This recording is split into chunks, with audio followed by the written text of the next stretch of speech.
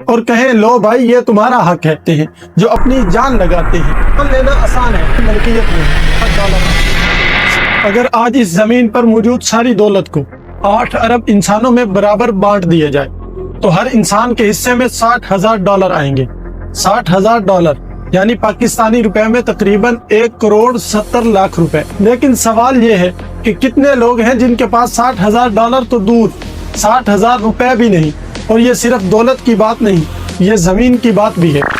اس دنیا کی خشکی کا تقریباً 50% حصہ قابل استعمال ہے، اور اس 50% میں سے تقریباً 33% ریاستی اور انفرادی ملکیت میں ہے۔ اب ذرا تصور کیجئے اگر یہ زمین پوری انسانی آبادی میں برابر تقسیم ہو جائے تو ہر انسان کے حصے میں آئے گی 32.50 ملین اسکوائر فٹ زمین، یا 5970 کنال، یا تقریباً 746 ایکڑ۔ اب سوال یہ نہیں کہ یہ تقسیم کیوں نہیں ہوئی، اصل سوال یہ ہے کہ کتنے لوگ ہیں جن کے پاس 746 ایکڑ تو دور 746 اسکوائر فٹ زمین بھی نہیں۔ یہ مان لینا آسان ہے کہ دنیا ظالم ہے، نظام خراب ہے، امیر طاقتور ہے اور غریب مجبور۔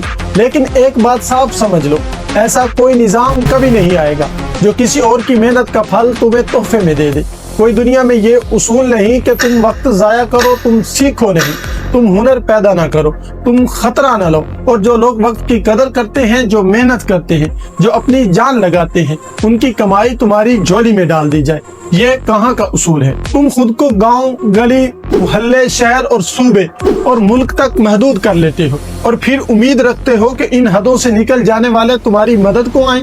تم ان پڑھ رہو، غیر ہنرمند رہو، بزدل رہو، کام چور رہو، اور پڑھے لکھے، ہنرمند، فرض شناس اور بہادر لوگ تمہیں اپنے برابر لے آئیں۔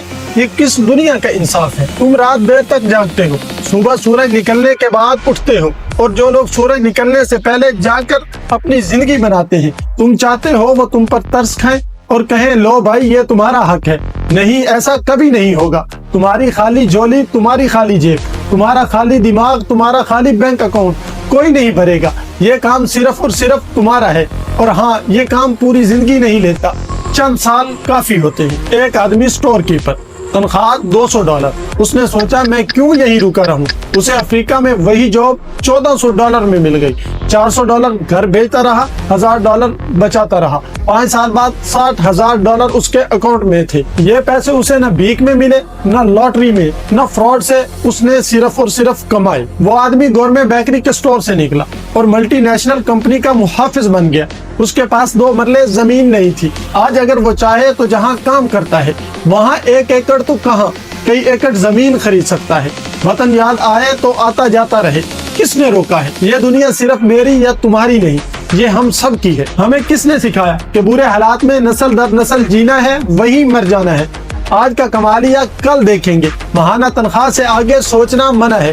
پوری عمر غلامی کے بعد چند ہزار پینشن کافی ہے۔